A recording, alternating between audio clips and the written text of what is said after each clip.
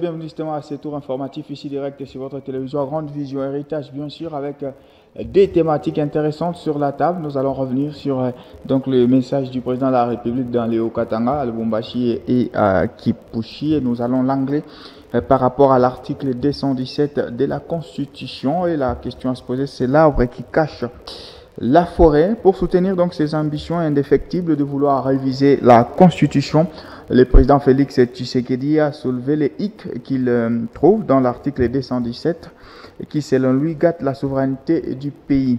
Les opposants, unis contre la démarche, s'accordent que ce projet est une menace pour la démocratie et la souveraineté du pays. Qu'en pensez-vous? Ce sera la grande question que nous allons poser à nos chroniqueurs politiques déjà présents sur ce plateau. Et puis justice et états généraux, ce sera une courte parenthèse, bien sûr, avec les états généraux.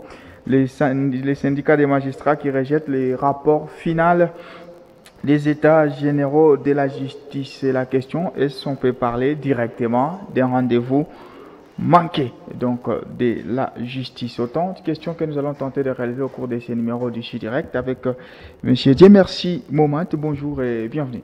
Bonjour monsieur, merci. Vous êtes juriste et chercheur en droit constitutionnel. Monsieur Jérémy Banza, bonjour et bienvenue.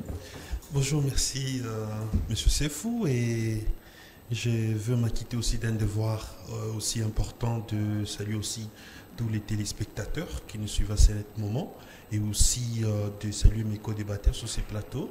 D'accord. Et à qui je convie à un débat républicain. Vous êtes communicateur du parti Nouvel Élan. Monsieur Mbouy Makolo Patrick, bonjour et bienvenue. Bonjour, merci beaucoup. Voilà. Je salue tous les co-débatteurs, je salue le peuple congolais et je les remercie pour avoir accueilli avec chaleur notre chef de l'État, le magistrat suprême. Merci à vous. Alors, mesdames et messieurs, vous avez les programmes, nous avons les micros. Vous êtes visionnaire de l'ONG Cri d'alarme Sauvons les Congos. Génération Cri d'alarme Sauvons les Congos. Merci. Ce Congo doit être sauvé à tout prix. D'accord, merci. On se retrouve juste après.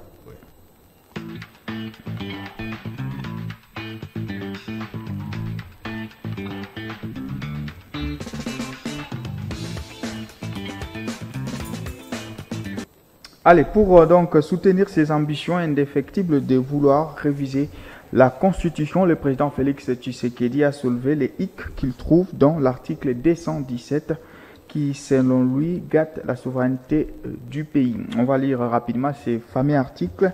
La RDC peut conclure des traités ou des accords d'association des communautés comportant un abandon partiel des souverainetés en vue de promouvoir l'unité africaine. Je crois que c'est sur cet article que gravitera donc notre débat aujourd'hui. Est-ce que ça vaut la peine de tout et tout?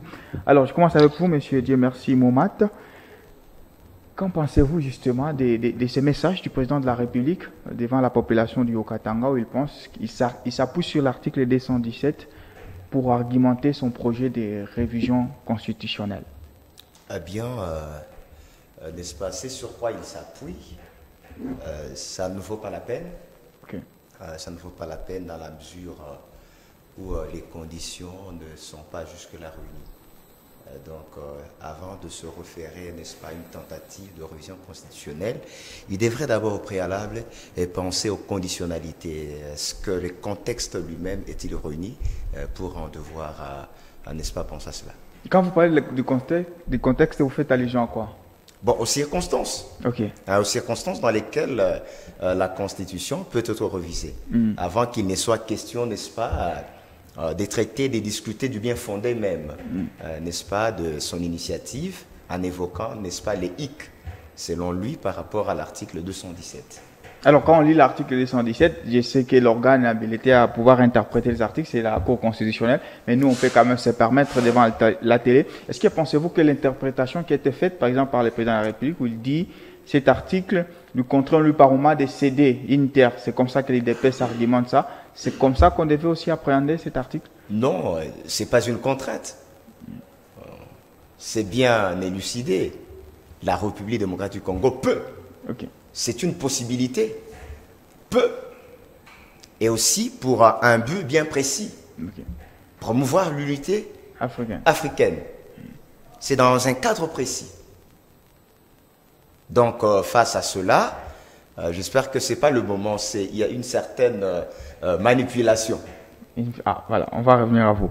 Monsieur Jérémy Banza, comment vous avez suivi les messages du président de la République? Il a fait à Lubumbashi comme à Kipushi avec les mêmes sons de gravité, l'article 217. Même avant lui, il y avait déjà les partisans du PP, non, des l'IDPS s'il vous plaît, mais également Kabouya qui disait. Merci beaucoup, monsieur Sefou.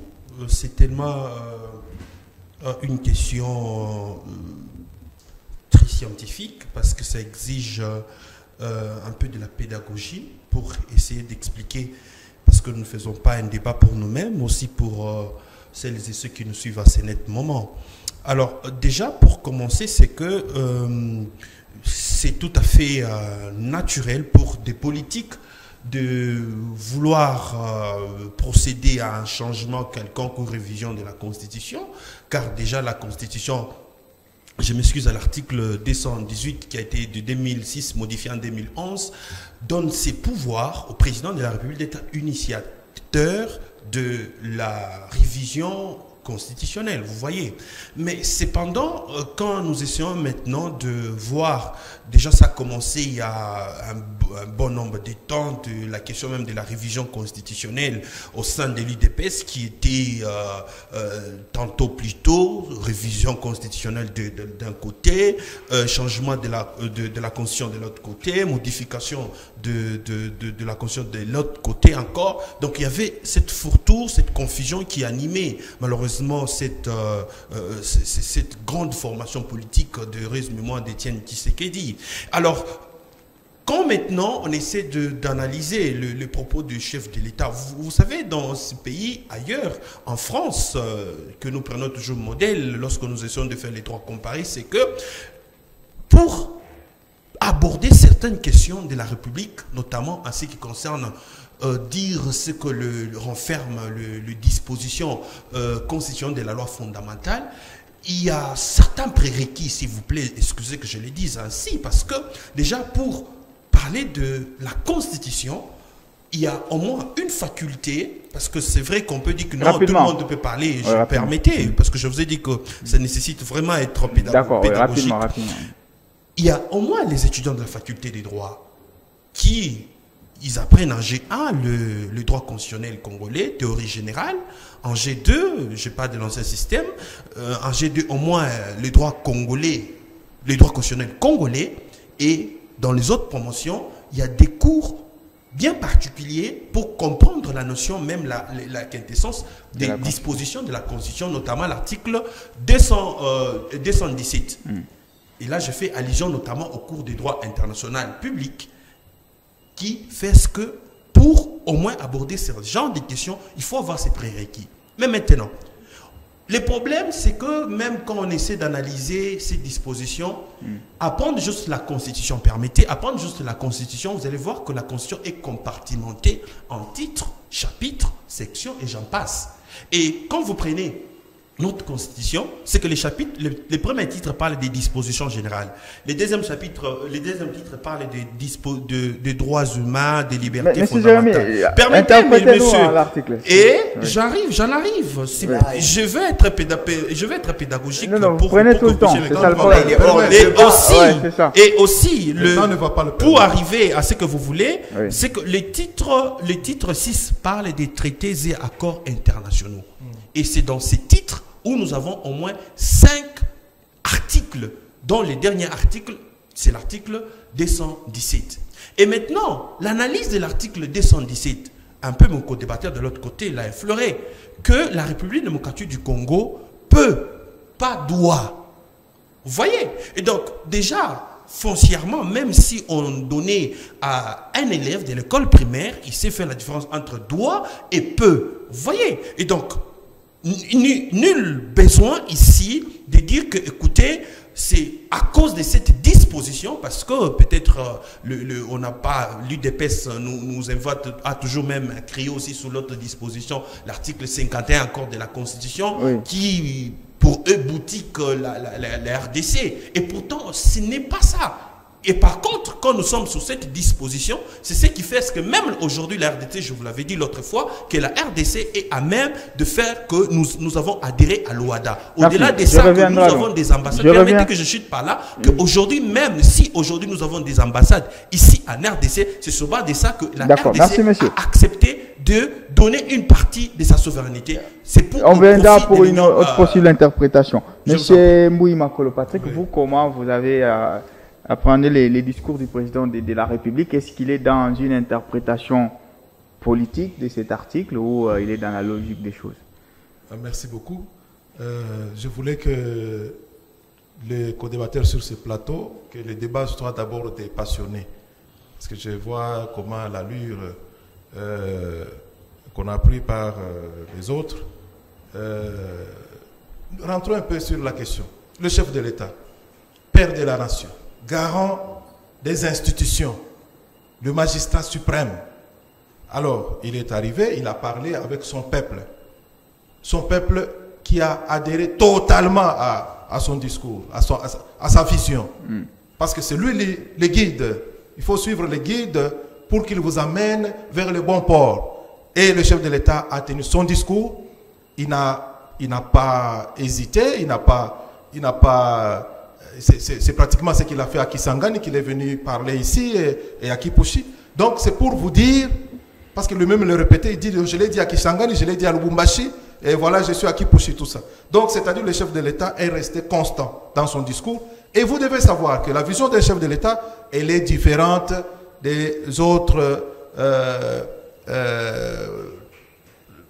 communs de mortels, permettez le terme.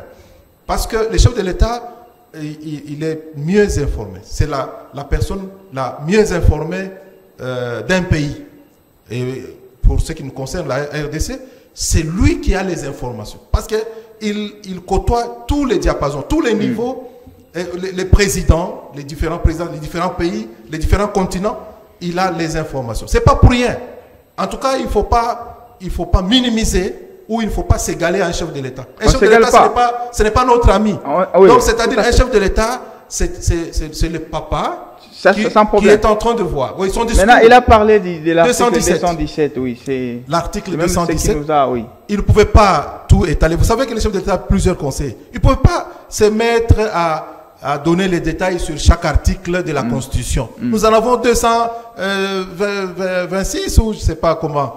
C'est d'abord beaucoup, on ne sait même pas maîtriser le nombre. C'est beaucoup. Je vous avais déjà dit ici que Jésus-Christ avait ramené le 10 commandements à un double commandement d'amour, tout simplement. Donc il faut quand même, on n'a pas besoin, tous les autres pays n'ont pas plus de 200 articles de la Constitution. Donc, il y a des constitutions qui peuvent avoir 30 articles et l'affaire se termine par là. Okay. Donc, ici, le chef de l'État, pour ce qui concerne l'article 210, il y a des pièges dans cette constitution.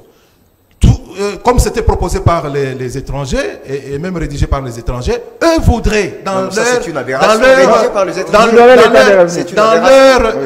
j'ai la parole, cher monsieur. Oui. Donc, dans leur vérité, dans le fond, ils voulaient prendre les 300 km de notre pays. Vous voyez?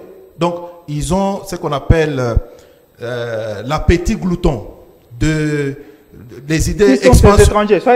Nous avons les Ougandais, nous avons les Rwandais. Je les cite comme ça. En ce moment, voilà. Nous avons les Ougandais, nous avons les Rwandais, parce que ce sont eux qui étaient à la cuisine. C'était eux qui tournaient la marmite. Donc, ils nous ont mis dans ces pièges pour nous mettre dans le flou afin de nous prendre une partie de notre territoire. C'est pour cela que nous devons changer cette constitution qui est pleine de pièges montés de toutes pièces par les étrangers. Alors, on va faire les règles du jeu.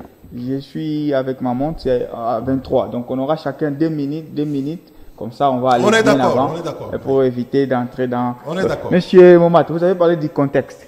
Oui. Mais je voudrais aussi que vous y entrez aussi dans les fonds. Oui. Pourquoi vous pensez que l'interprétation a été biaisée de cet article? Et pourquoi vous voulez refuser au président de la République, il l'a dit d'ailleurs, qui êtes-vous pour me refuser, moi, garant de la nation, de réviser la Constitution? Voilà. Non, nous sommes dans un état de droit. Un État de droit, cet État qui est censé être conforme, hein, n'est-ce pas, aux réalités, n'est-ce pas, institutionnelles. Donc, ici, nous sommes face au respect des normes, au respect de la Constitution. Eh bien, il dit que non, non, bon, ça constitue un piège, Ouais, il y a le des fait pièges. qu'il soit dit que la République démocratique du Congo peut. C'est en reconnaissance d'abord de la souveraineté. Puisque sa souveraineté est reconnue, et en vertu de cette aptitude-là, il le peut. L'État peut. C'est une faculté relative à la souveraineté. Il n'est pas dit doit, il n'est pas contraint. Il peut ou n'est pas. Et puis c'est bien précis pour promouvoir l'unité africaine. Dans le cadre de l'intégration, eh bien cela peut être compréhensible. Est-ce que cet article vaut la peine d'en constituer tout un projet de révision constitutionnelle? D'ailleurs, dans des circonstances et dans des moments qui ne le permettent même pas. Non. Déjà, il y a une interprétation politique, tendancieuse. On vous dit, tel que là, on vous dit par exemple, dans certaines circonstances, vous pouvez. Vous n'êtes pas contraint. Vous n'êtes pas contraint. C'est en raison de cette attitude-là. Parce que la souveraineté, d'ailleurs, est l'un des éléments aussi constitutifs de l'État. C'est parce que c'est un État, on lui a reconnu cette attitude-là. Au moins, s'il avait été dit que non, face à certaines circonstances bien détaillées, l'État congolais doit. Non. Et puis, on a bien dit comportant un abandon partiel de sa souveraineté en vue. C'est-à-dire, c'est dans un cadre bien précis, bien limité. Aujourd'hui, nous sommes dans un monde d'intégration avec toute l'incidence, n'est-ce pas, du droit international. Eh bien, cela est tout à fait normal. Certains confondent quand on dit peut céder, n'est-ce pas, peut comporter, n'est-ce pas, un abandon de la souveraineté. Certains, je chute. Oui. Certains pensent qu'aujourd'hui, en vertu de cet article-là, on peut se réveiller, on dit désormais, telle province appartient à tel autre pays. Oui. Non, ce n'est pas dans cette hypothèse-là. Merci. Et donc, vous avez respecté vos 2 minutes. Monsieur Jérémy Banza, vous étiez en train de parler. Je voudrais maintenant que vous attaquiez. Est-ce que c'est de cette façon-là qu'il faut comprendre cet article-là? C'est vraiment céder ou c'est de quelle souveraineté l'article fait-il allusion? Merci beaucoup, monsieur le journaliste. Comme je vous ai dit, que c'est vrai que c'est un sujet qui fait couler beaucoup d'encre et de salive et ça nécessite beaucoup de pédagogie, contrairement à mon co-débatteur Makolo qui pense que nous sommes dans l'émotion quand nous parlons de ce sujet, nullement. Et donc, ici, c'est que par rapport à la question que vous avez posée, il y a notamment, moi ça me fait mal, lorsque pour des choses claires, simples, on veut politiser ça. On ne peut pas politiser les articles de la Constitution. Politisons autre chose.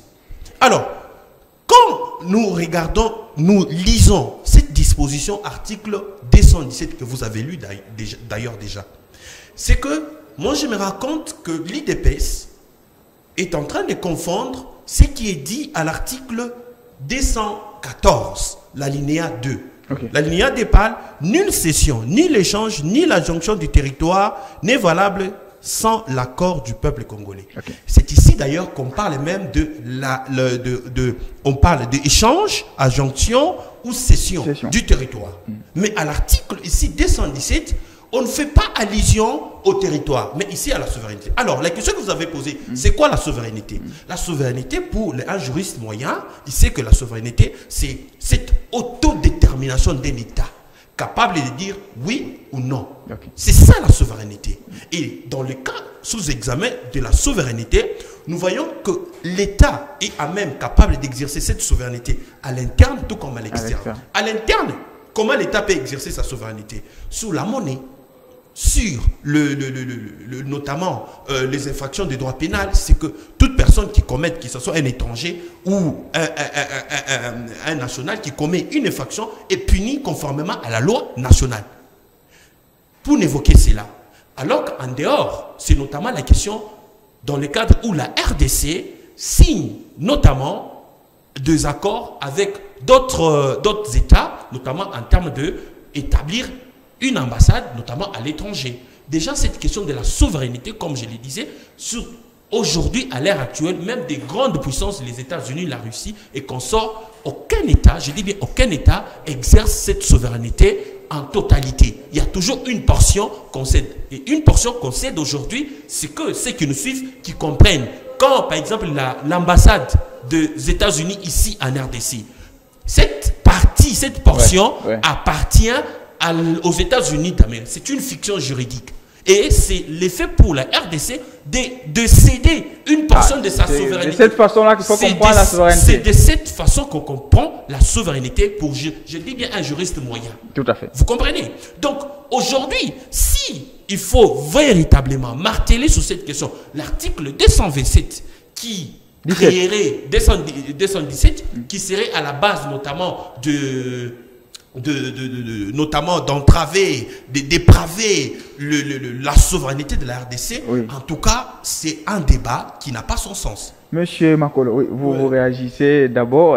Voilà. Oui, je ne suis pas d'accord parce que si nous ne faisons pas de la science-fiction, quand il parle de la fiction juridique, bon, en fait, je comprends. Je comprends. Ici, on doit être réaliste. D'accord. Parce que le droit vient de la politique. Ouais, donc, on ne doit pas s'amuser avec les choses.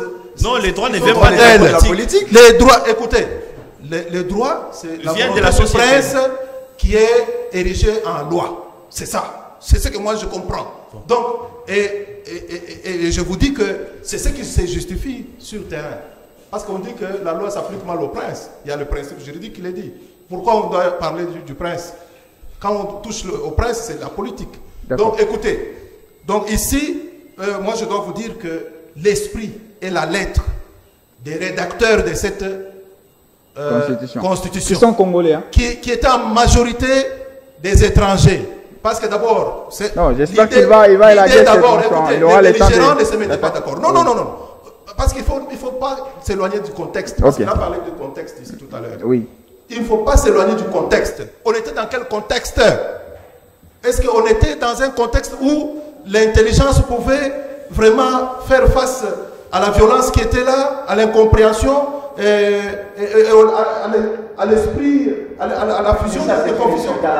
Écoutez, non, j'ai la parole. Non, j'ai la parole. Finissez ce qu'il dit.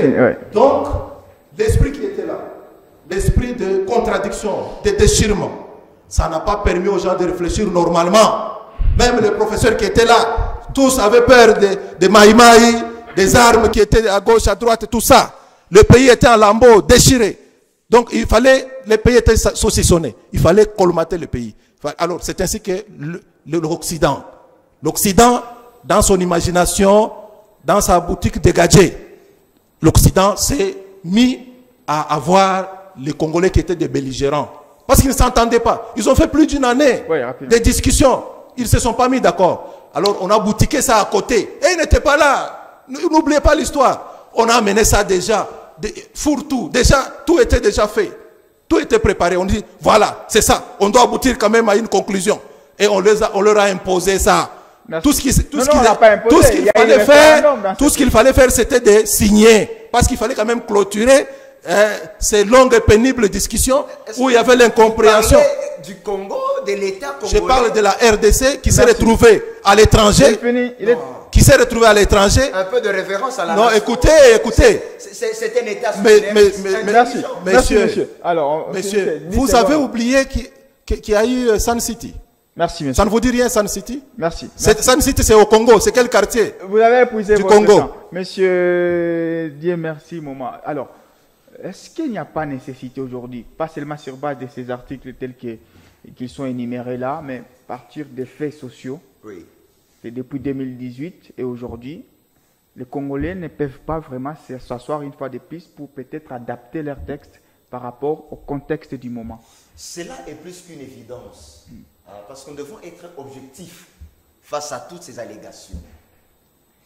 La révision constitutionnelle est constitutionnelle.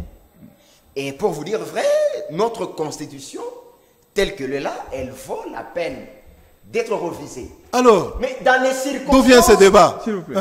Mais dans les circonstances prévues par la loi, dans les circonstances constitutionnelles.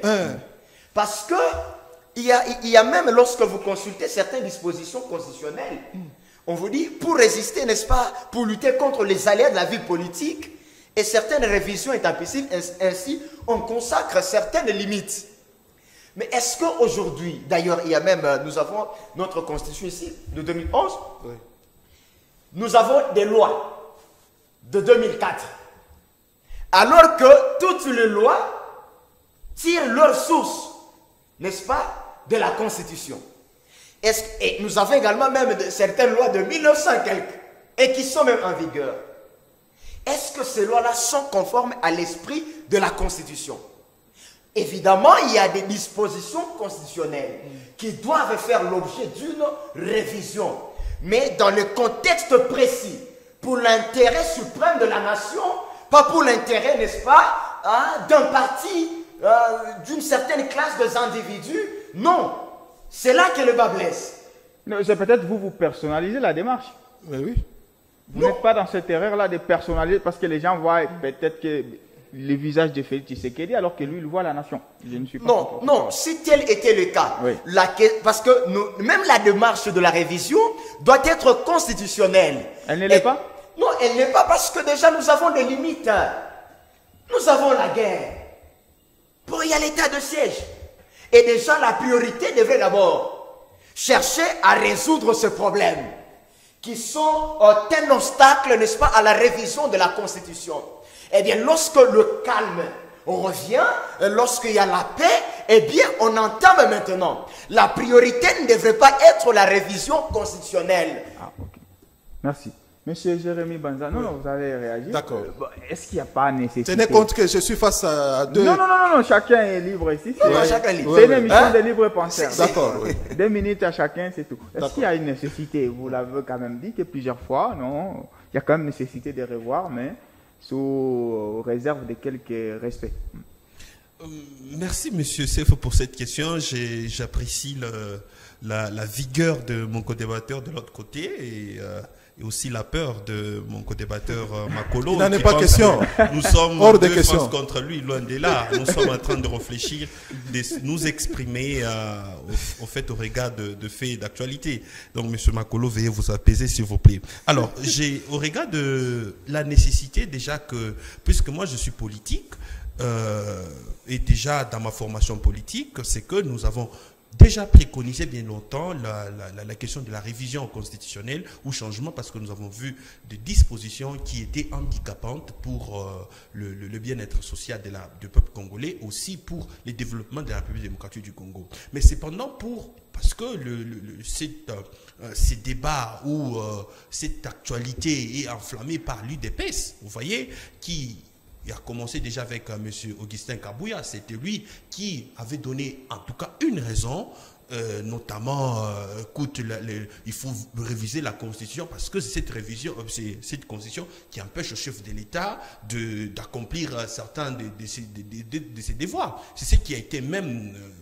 par rapport à l'analyse de ces faits-là, on s'est posé les questions si M. Augustin Kabouya et l'UDPS avaient au moins compris les bienfaits, les bien fondés de la Constitution et que s'il faut évoquer la question de la révision au changement, est-ce que doit-on aller dans le sens, écoutez, c'est à cause de cette Constitution qui empêche ou qui empêche dans ce sens. Et maintenant, la question jusque-là, parce que comme je vous ai dit que nous, Nouvel Élan de notre côté, nous sommes pour la révision. D'ailleurs, nous avons des dispositions que nous pouvons proposer. Vous voyez. Mais maintenant, la grande question, c'est que l'UDPS, le président de la République, parce qu'il fait partie aussi des personnes qui ont l'initiative, qu'en est-il des arguments donnés pour procéder à la révision constitutionnelle? Lorsqu'on donne un argument tel que l'article 217 est à la base de ce qui se passe à l'Est, ni bongo, ça n'a pas de sens, s'il vous plaît.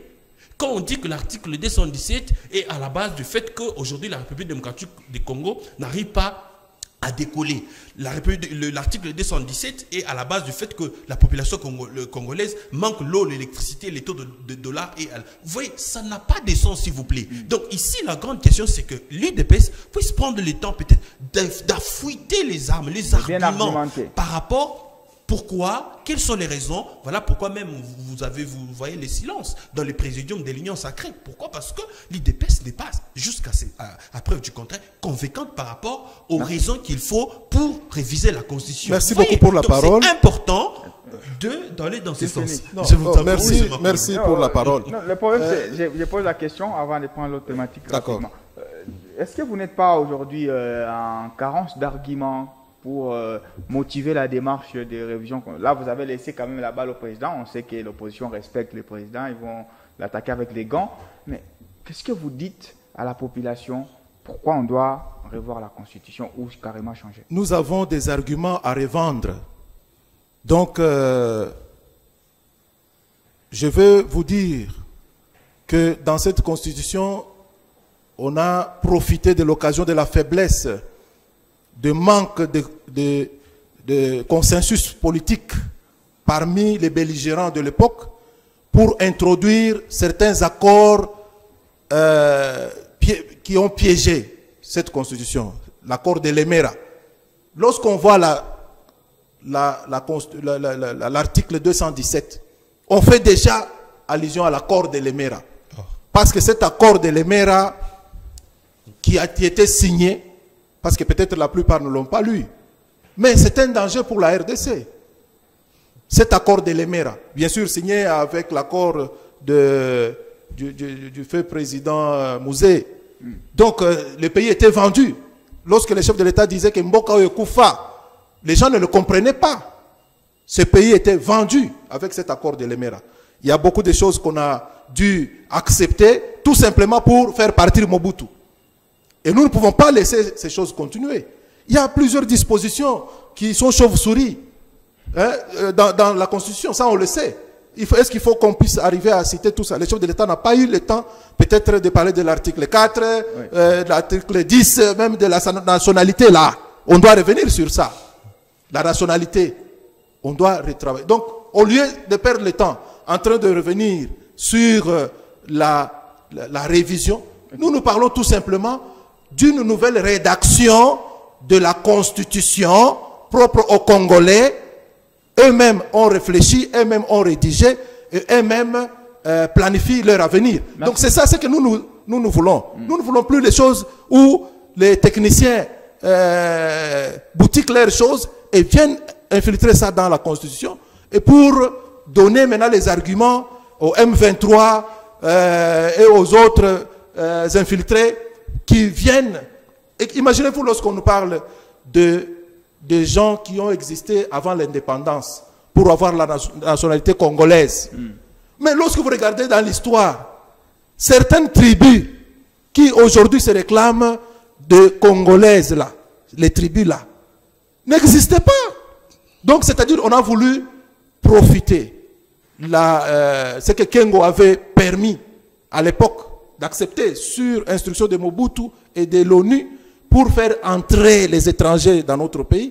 Et ils veulent maintenant colmater ça, que ces gens-là restent définitivement de véritables Congolais d'origine. Mais c'est faux. On doit revenir sur toutes ces questions. On avait accepté ça à la hâte, les conditions ne le permettaient pas. Pour répondre à sa question, parce que vous voyez votre émission à peu de minutes. Non, juste même une seconde. Donnez-moi même une seconde. Une seconde. Non, oui. Parce que lui parle de contexte. Le chef de l'État ne changera pas la Constitution en 2024. Même pas peut-être en 2025. Mais la réflexion, le début de la réflexion va commencer. Le chef de l'État parle de la réflexion. Le chef de l'État n'a jamais pris une mesure changeant ou modifiant la Constitution. Ça, vous avez dit que vous avez les lunettes peut-être qui peuvent bien voir les choses. Nous manquons les arguments, mais c'est faux.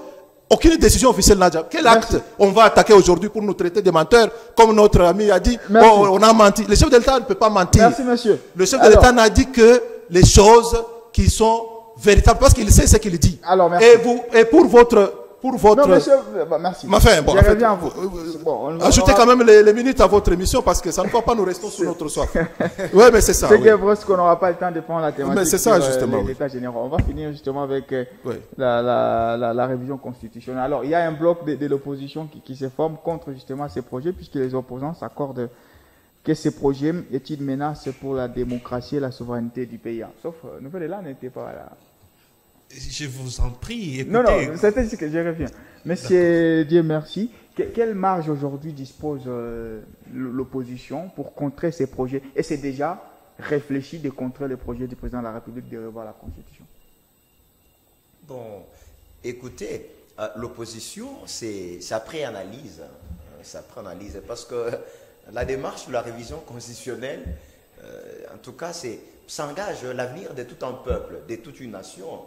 Donc, on ne peut pas y aller avec complaisance. Donc, à ce stade ici, la question ne devrait pas être celle de la révision constitutionnelle. Elle devait être laquelle? C'est la question de l'inaction, de la volonté politique. L'inaction? Oui. Avec tout ce qu'on a comme réalisation. C'est une question de volonté politique. My God. Est-ce que c'est la Constitution qui est à la base de catastrophes? Qui a dit ça? Qui vous a dit ça? Mais quand vous évoquez Non, nous sommes là, nous avons des arguments. Vous ne pouvez pas réfléchir à notre place. Laissez-les d'abord finir et puis Oui. vous allez réagir. Monsieur, Oui. continuez. Vous ne pouvez pas réfléchir à notre place. D'accord, merci. Vous Oui. finissez. dès lors, d'ailleurs, je vous rappelle, le secrétaire général, n'est-ce pas, de l'UDPS, il l'avait évoqué.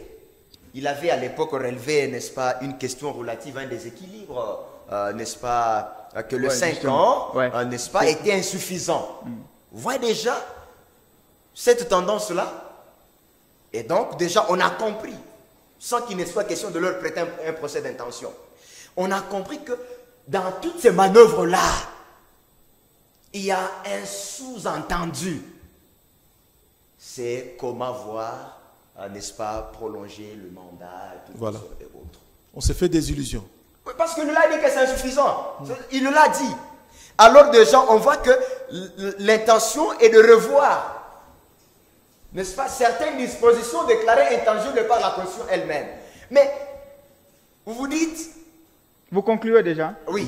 Étant un pays de droit, mais rester constitutionnel, que les démarches soient prises dans le respect de l'esprit de la Constitution. La question de la révision constitutionnelle, pour l'instant, n'est pas la priorité. Ce n'est pas elle qui va, n'est-ce pas, améliorer le quotidien du peuple congolais. Non. C'est une question de la volonté politique.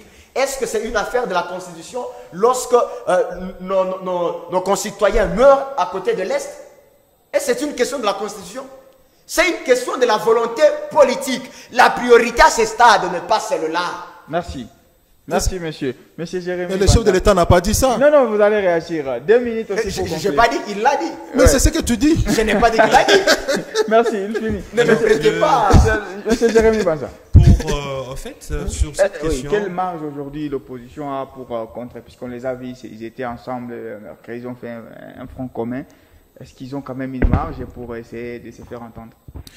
Déjà, avant peut-être de répondre à votre question, c'est que, permettez-moi, parce que peut-être sur ces plateaux, parce que nous sommes en train de chuter, pour ne pas créer l'amalgame dans les chefs de peuple, les spectateurs qui nous suivent, par rapport à la question de la révision constitutionnelle, c'est que nous avons essayé justement de marteler pour faire voir, écouter, d'un côté, c'est que nous avons Nouvel Élan, cette formation politique qui est d'accord pour la révision ou les changements de la Constitution. Donc, nous n'avons pas commencé aujourd'hui, c'est depuis bien avant de vouloir entrer dans une perspective où donner une constitution qui vient de la volonté des peuples congolais, parce que, rappelez-vous, c'est depuis 1960 que nous avons eu une constitution qu'on appelle la loi fondamentale, qui était pratiquement une constitution qui était importée en 1964, c'était pratiquement la constitution de Louisbourg qui ne reflétait pas encore la volonté des peuples congolais. Et en 1976, 74, si je m'abuse, avec la constitution de Malé Marshal Mobutu, qui aussi n'avait pas reflété. Aussi, cette constitution, vous l'avez entendu, comme nous l'avons relevé au travers de notre initiateur du parti politique Adolphe Muzito, que c'était une constitution qui était notamment préparée par des gens qui ne bénéficient pas de la légitimité à l'époque. Vous êtes un peu comme et aussi non, permettez. Et Et aussi, le président qui l'avait promulgué, notamment Joseph Kabila Kabang à l'époque, n'était pas aussi, lui aussi ne bénéficiait pas de la légitimité. Vous voyez un peu. C'est comme ça qu'aujourd'hui, ok, Nouvel Élan, parce que nous rappelez-vous que Nouvel Élan, nous sommes dans la pensée lumumbiste, vous voyez, qui veut, est-ce que la démocratie puisse régner, ou la démocratie, c'est d'abord le peuple congolais qui est au centre, le peuple congolais qui décide. Mais maintenant, de l'autre côté aussi, c'est qu'il y a la question que UDPS essaie de ramener, que nous, Nouvel Élan, que nous réfléchissons bien depuis des années, c'est que maintenant, UDPS n'a pas des arguments pour donner, notamment, comment, pourquoi faut-il réviser. Vous lui avez prêté les arguments là. C'est la politique. Les problèmes, c'est qu'on puisse atteindre l'intérêt général. Mais maintenant, les autres membres, nos compatriotes qui sont dans l'opposition aussi, qui essaient de réfléchir toujours dans le sens de... qui sont maintenant cette fois-ci contre la révision de la Constitution. Mais je connais, parmi eux, il y a ceux-là qui hier étaient d'accord pour la révision ou la modification de la Constitution. Mais aujourd'hui, il arrive qu'ils ne sont pas d'accord parce qu'il y a au moins malheureusement la RDC est toujours dans cette histoire où chacun veut aller préserver ses intérêts alors que nous devons regarder la nation, rien que la nation. Merci monsieur. Monsieur Makolo, vous concluez aussi. Voilà. En tout cas, nous devons arriver à réfléchir pour que nous puissions nous-mêmes trouver notre propre constitution à nous qui va planifier notre avenir. Vous savez, nous sommes quand même assez grands, nous avons beaucoup d'intellectuels.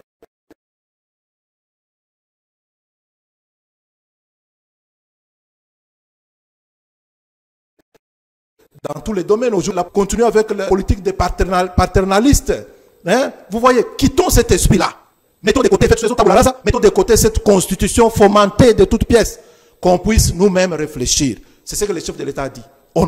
Qui peut refuser, à moi d'abord ici, de réfléchir? Qui? Mais quel dire du président de la République? Donc c'est ce qu'il a voulu communiquer. Parce qu'il parlait au peuple congolais. Justement. Vous savez, il ne faut pas prendre au mot le chef de l'État. Il sait ce qu'il dit.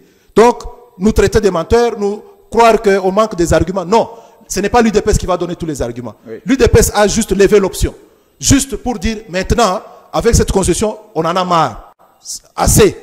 Beaucoup de gens sont morts. Alors, essayons de réfléchir sur notre avenir en nous concevant nous-mêmes notre propre constitution. Est-ce que c'est une mauvaise idée ça? Est-ce qu'on a dit que c'est lorsqu'on va changer, c'est le changement de la constitution qui est prioritaire pour tous les besoins? Non. Vous voyez les actions qui sont posées. On est en train de prendre à bras le corps tous les problèmes de la population. On voit le climat des affaires, on voit le problème de courant, de l'eau et tout ça. Il y a beaucoup de projets. Vous voyez vous-même la construction, d'abord le rétablissement de l'état des droits. Donc, pour construire les bureaux de l'État à l'intérieur du pays, il n'y en avait pas dans les 145 territoires. Il n'y avait pas de bureaux, il n'y avait pas d'école. Alors, monsieur. Maintenant, on est en train de construire. Vous voyez vous-même, on a inauguré l'Assemblée ici, les bureaux de l'Assemblée nationale, provinciale, ici à Lubumbashi. On a inauguré une usine de traitement. Voilà. Alors, tout ça, ce sont des actions. Mais on n'a pas dit qu'on va mettre ça de côté pour s'occuper seulement de la Constitution. Là, vous êtes en train de dire des faussetés, vous mentez et vous nous traitez, nous, des menteurs. Ça, ce n'est pas correct. Donc, nous pensons que nous devons soutenir cette initiative pour que nous puissions avoir notre propre constitution. Merci. 10 secondes. Oui, vous voulez réagir? Ah oui, seulement quelques rectificatifs. Pas dit, nous devons nous constituer notre propre constitution. Oui. Comme si la constitution que nous avons, c'est une constitution de notre État. C'est du gâchis. C'est une insulte à la nation. Non, c'est... Parce que c'est la même constitution qui nous a consacré. Merci, monsieur. Cette constitution a fait son temps. Elle a fait son temps, c'est fini. Maintenant, nous devons avoir une nouvelle constitution. C'est ça.